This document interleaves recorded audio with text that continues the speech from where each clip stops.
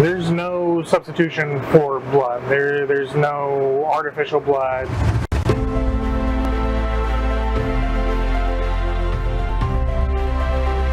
Malaki ang demand ng dugo sa mga medical facility sa estado ng Texas. Ang Texas ang isa sa pinakamataong lugar sa South Central region ng United States. Sa North, Central at East ng Texas pa lamang, nagdo-double effort na ang mga blood collection center para makakuha ng mga donor dahil sa mahigpit na pangangailangan sa dugo. Sa bawat 2 segundo, may nangangailangan ng dugo. We need roughly 1,500 donors a day in order to meet our community's needs. Carter Blood Care offers blood to, I think it's 52 counties if I'm not mistaken.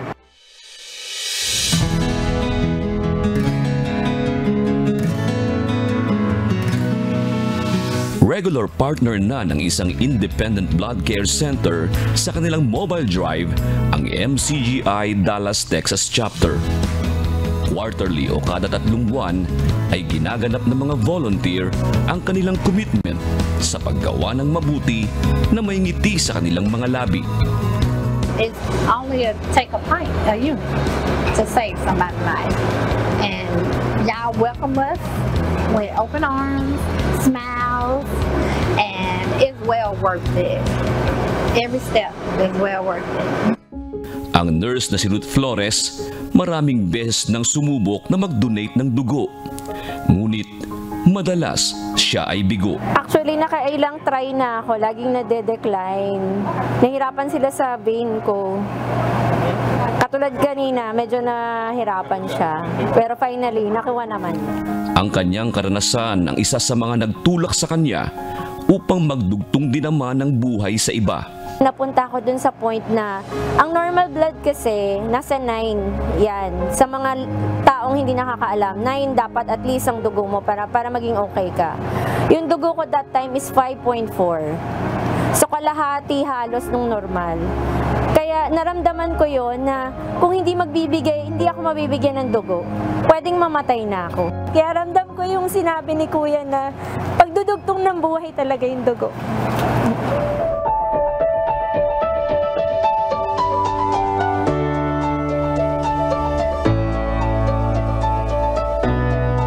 Kakaibang rendezvous naman para sa MCGI volunteers ang Mobile Blood Collection Center na ito sa Kanagawa Prefecture, Japan.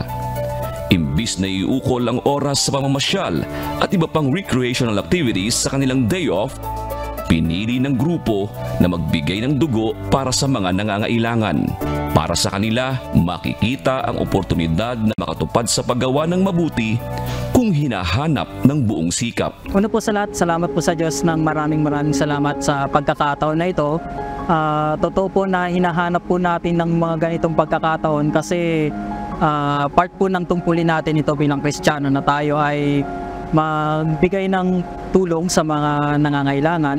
Siyempre po, katulad ng iniaral sa atin ni Kuya, na sa isang maliit na paraan na ito, nakakapagbahagi tayo ng buhay natin, na ibibigay natin ang buhay natin sa ating kapwa, sa ating mga kapatid, na kung sakaling mangailangan sila ng dugo, meron silang makukuhaan ng dugo.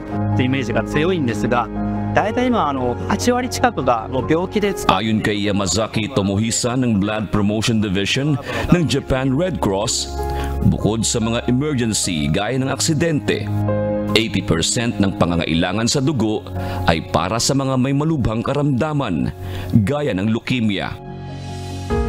Malaking bagay anya ang mga regular na donors gaya ng ginagawang ito ng MCGI. Sa iba't ibang bansa at kontinente, aktibo ang MCGI volunteers sa advokasiyang ito na pinasimulan sa Pilipinas.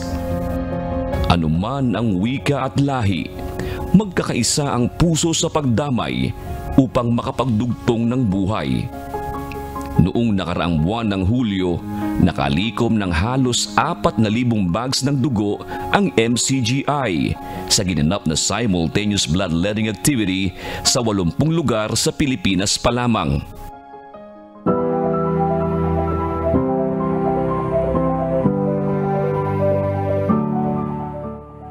Upang maging sustainable itong ginagawang ito ng MCGI ay every week may mga local chapter na naka-schedule para sa isang bloodletting activity. Gaya nito sa Parañaque City. As I speak ay August 18 ngayon, Sunday. At ito po ay first time ko na makapag-donate ng dugo.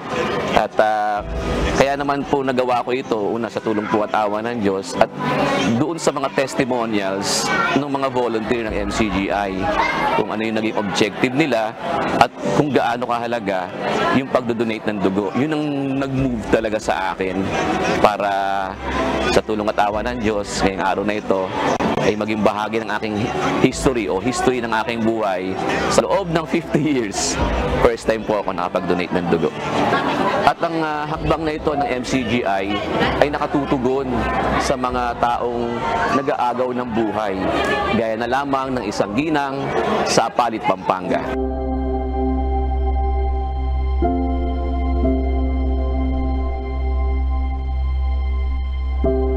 Hindi malilimutan ni Rafael Cordes nang malagay sa panganib ang buhay ng kanyang asawang si Cherry dahil sa sakit na T-cell lymphoblastic leukemia.